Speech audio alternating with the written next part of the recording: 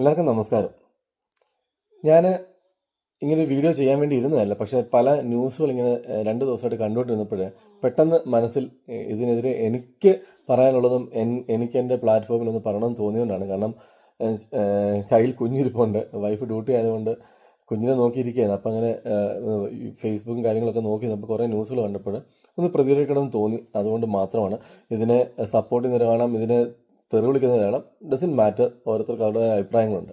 വേറൊന്നുമല്ല, കഴിഞ്ഞ കുറേ ദിവസങ്ങളായിട്ട് നമുക്കറിയാം കുവൈറ്റിലെ കുറേ മലയാളികളെ പ്രശസ്തരായിക്കൊണ്ടിരിക്കുകയാണ്.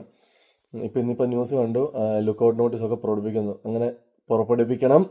അവരെ അങ്ങനെയുള്ളൊരു പബ്ലിക്കിൽ കൊണ്ടുവരണമെന്ന് തന്നെയാണ് ഞാൻ ആഗ്രഹിക്കുന്നത്. കാരണം ഒരു രാജ്യത്ത് പോയി അവിടുത്തെ നന്മകളെല്ലാം അനുഭവിച്ചു, അതിനുശേഷം അതിനെ കുറ്റം പറഞ്ഞ് അവിടുന്ന് പോരുമ്പം അവിടുന്ന് കുറേ ലോണും കാര്യങ്ങളും എടുത്ത് നമ്മുടെ ജീവിതത്തിൻ്റെ അഭിവൃദ്ധിക്ക് വേണ്ടി ലോൺ എടുത്തതിന് ശേഷം അത് തിരിച്ചു കൊടുക്കാതെ മുങ്ങാന്ന് പറഞ്ഞാൽ അത് മോഷണം തന്നെയാണ്.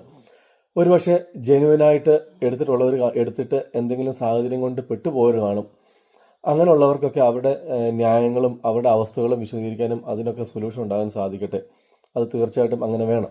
അതല്ലാതെ ഈ എടുത്ത 100% പേരും അല്ല ഇത്രയും പേരും ഈ 10-700 കോടി അല്ല എത്ര 270 കോടിയോ കൊണ്ടുപോയവരാരും എല്ലാവരും ജീവിതത്തിലെ കഷ്ടപ്പാട് കൊണ്ട്, അല്ലെങ്കിൽ തിന്നാനും കുടിക്കാനും ഇല്ലാത്തതുകൊണ്ട്, അല്ലെങ്കിൽ കിടപ്പാടും ഇല്ലാത്തതുകൊണ്ട്, ദാരിദ്ര്യത്തിൽ കിടന്നുകൊണ്ട് എടുത്തുകൊണ്ട് പോയെന്ന് ഞാൻ വിശ്വസിക്കുന്നില്ല. കാരണം അങ്ങനെ വിശ്വസിക്കാൻ മണ്ടനുമല്ല. കാരണം ഈ എടുത്തവരൊക്കെ മിനിസ്ട്രി ജോലി ചെയ്യുന്ന ആൾക്കാരോട് ബന്ധപ്പെട്ടവരായിരിക്കും. കാരണം ഞാനും കുറേ വർഷങ്ങളവിടെ കുവൈറ്റ് ജോലി ചെയ്തിട്ടുള്ളതുകൊണ്ട് എത്ര ശമ്പളം ഉണ്ടാവുന്നു, എത്ര ജീവിതം ബുദ്ധിമുട്ടുണ്ടാവുന്നു ഒക്കെ നമുക്കറിയാവുന്ന കാര്യങ്ങളാണ്. ഈ എടുത്ത പൈസകളൊന്നും ആരും അവരുടെ നിത്യവൃത്തിക്ക് വേണ്ടി എടുത്തതല്ല. അപ്പം അത് എടുത്ത് അവർക്ക് വേറെ രാജ്യത്തൊരു അവസരം കിട്ടിയപ്പോൾ, അല്ല യൂറോപ്പിലെ മറ്റൊരു രാജ്യങ്ങളിലേക്ക് എടുത്തിയപ്പോൾ ഇനിയിപ്പോൾ ഇവർ പിടിക്കാൻ വരത്തില്ലെന്ന് അറിഞ്ഞുകൊണ്ട് മനഃപൂർവ്വം മുങ്ങിയതാണ്.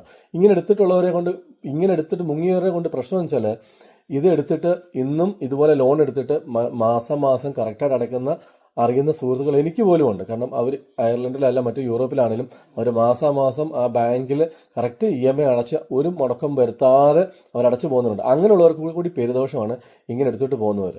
അപ്പോൾ ഞാൻ പറഞ്ഞത്, ഇങ്ങനെയുള്ളവരുടെയൊക്കെ പേരും വിവരങ്ങളും മറച്ചു വെക്കാതെ മുമ്പോട്ട് തന്നെ കൊണ്ടുവരണം.